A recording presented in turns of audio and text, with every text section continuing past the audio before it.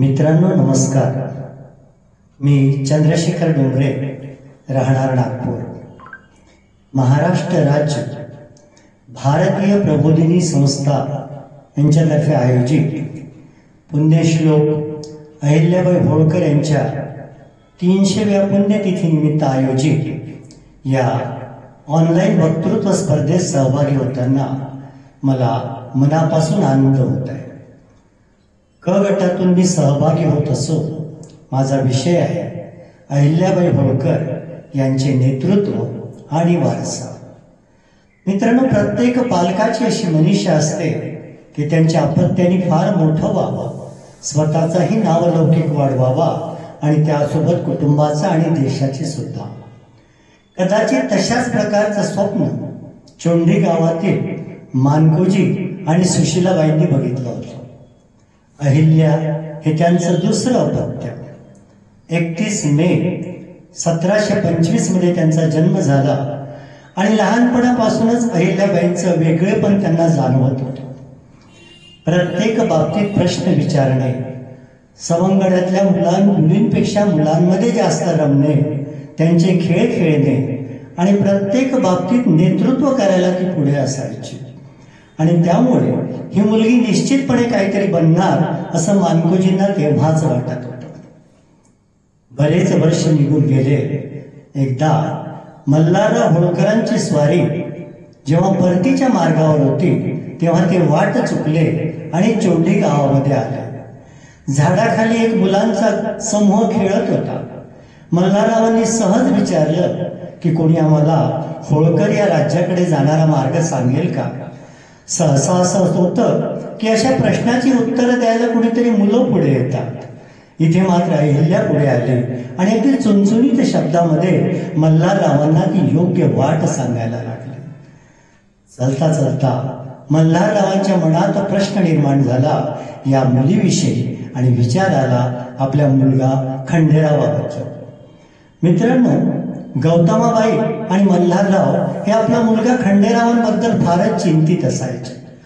तो लहानपणापासूनच विचारांनी द्वाड, कृतीने अगदी नेहमीच चुकीचं कार्य करणारा असायचा. आणि शेवटी मल्हाररावांनी कंटाळले आणि त्याला शिक्षणासाठी आणि युद्धकलेचं पारंगत होण्यासाठी बाहेर पाठवलं. त्या गोष्टीला त्यांनी शिक्षा म्हणून घेतलं आणि परत आल्यानंतर तो आईवडिलांचा सतत राग करायला लागला. कमीत कमी या अहिल्यासारखी मुलगी सून म्हणून माझ्या घरात आली तर खंडेरावाला दुरुस्त करू शकेल असा विचार मल्हाररावांच्या मनामध्ये आला. तोच विचार त्यांनी घरी परतल्यानंतर गौतमाबाईंना सांगितला. झालं. चोंडी गावामध्ये निरोप पाठवला गेला. अगदी मानकोजींना मोठा आश्चर्य वाटत होतं की एवढ्या मोठ्या होळकर संस्थानाची सून म्हणून माझी मुलगी जाणार. विवाह झाला आणि छोटीशी 8 वर्षाची अहिल्या ही होळकरांच्या कुटुंबामध्ये सून म्हणून आली. मल्हाररावांना 4 पत्नी होत्या. मोठं कुटुंब होतं. प्रत्येकाची मर्जी सांभाळायची होती आणि प्रत्येकाला आनंदित ठेवायचं होतं. आणि हे सर्व करीत असताना खंडेरावाला दुरुस्त करण्याची जबाबदारी सुद्धा अहिल्याकडे होती.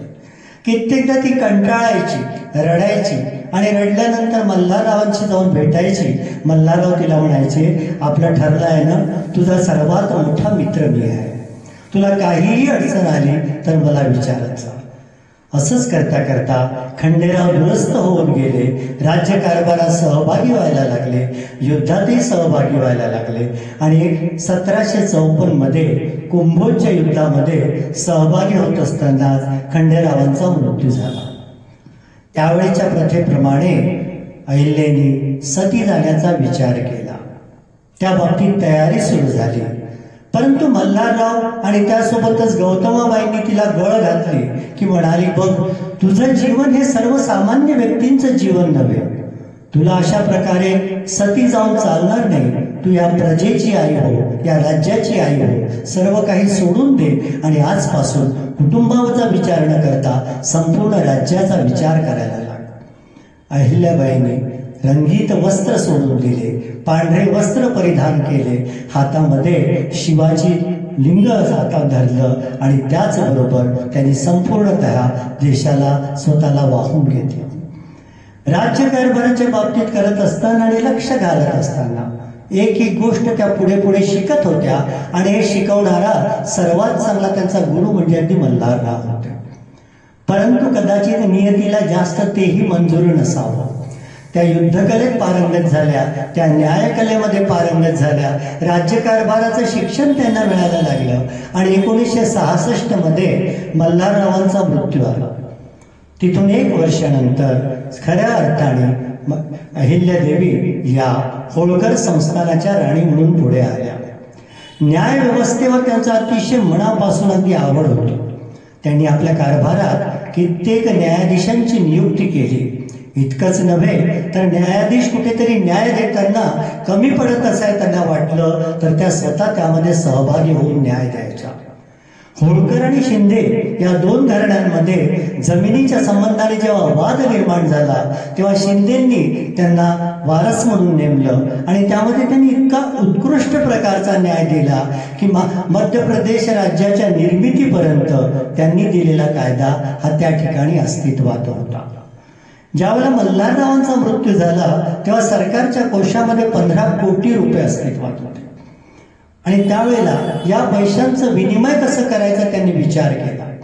अगदी काश्मीर पासून तर कन्याकुमारीपर्यंत त्यांनी धर्मशाळा बांधल्या, अन्नछत्र तयार केली, घाट बांधली, लोकांची याची सोय केली आणि या माध्यमातून जनतेच्या पर्यंत जास्तीत जास्त पोहोचण्याचा त्यांनी प्रयत्न केला. युद्धशास्त्रामध्ये तर त्या पारंगत होतातच, परंतु शत्रूवर मानसशास्त्रीय दृष्ट्या कसा आघात करायचा हेही त्यांना ठाऊक होतं. त्यांच्या आयुष्याबद्दल असं म्हणतात की त्यांची प्रगती पाहून पेशव्याचे सरदार राघोबा दादा यांनी त्यांच्यावर आक्रमण करायचं सुचवलं. 30,000 सैन्यासह पेशवे सरदार राघोबा हे अहिल्याबाई होळकरांवर चाल करण्याचा विचार करत होते. एखादा दुसरा कोणी असता तर अवसान काढून पडलं असतं. अहिल्याबाईंनी मात्र स्वतःच्या हस्ताक्षरामध्ये एक पत्र लिहिलं आणि त्या पत्रामध्ये म्हणतात की राघोबा दादा, तुमची कीर्ती तर अगदी संपूर्ण देशभर आहे. अहो, अटकेपार झेंडा नेऊन रोवला तुम्ही आमच्याशी युद्ध करणार, मंजूर आहे, भेट होईल आपली युद्धाच्या मैदानातच. पण लक्षात ठेवा राघोबा दादा, जर का चुकूनही या युद्धामध्ये तुमचा पराभव झाला ना तर सर्व जग असं म्हणेल की एका स्त्रीच्या हातून तुमचा पराभव झाला. अहिल्याला काय म्हणायचं हे राघोबा दादांना कळलं. सेना वापस झाल्या आणि राघोबा दादांनी मैत्रीचा हात अहिल्याकडे गेला. न्यायदानाबद्दल असं म्हणतात की एकदा त्यांच्या स्वतःच्या मुलाच्या हातून एक वाहन चालवताना चूक झाली, एक गाईचं वासरू मारलं गेलं. सर्व पूर्ण अहिल्या आणि होळकरांचं संस्थान बघत होतं की आज काय निर्णय घेतील म्हणून. त्यांनी आपल्या मुलाला सुद्धा तीच शिक्षा केली जी शिक्षा सर्वसामान्य माणसाला होत असते. प्रत्येक बाबतीत जनतेच्या माध्यमातून जनतेचं भलं कसं होईल याचा त्यांनी विचार केला आणि जोपर्यंत आर्थिक सत्ता मजबूत होत नाही तोपर्यंत राष्ट्र मजबूत होत नाही त्यांना ठाऊक होतं. आणि म्हणूनच त्यांनी महेश्वर येथे उद्योगाला सुरुवात केली. तिथल्या कारागिरांचा शोध घेतला, त्यांना प्रशिक्षण दिली, त्यांच्याकडनं चांगला माल तयार करून घेतला, व्यापारी पेठ त्यांना उपलब्ध करून दिली. 4 पैसे कारागिरांच्या घरामध्ये पडायला लागले, 40 पैसे अगदी राज्याच्या खजिन्यात पडायला लागले. मित्रांनो, आजही इंदोर, उज्जैन, ओंकारेश्वर आणि मंडूला जर का गेला तर अगदी आपल्याला महेश्वर साडींचं आकर्षण आपल्याकडे आकर्षित करत असतं.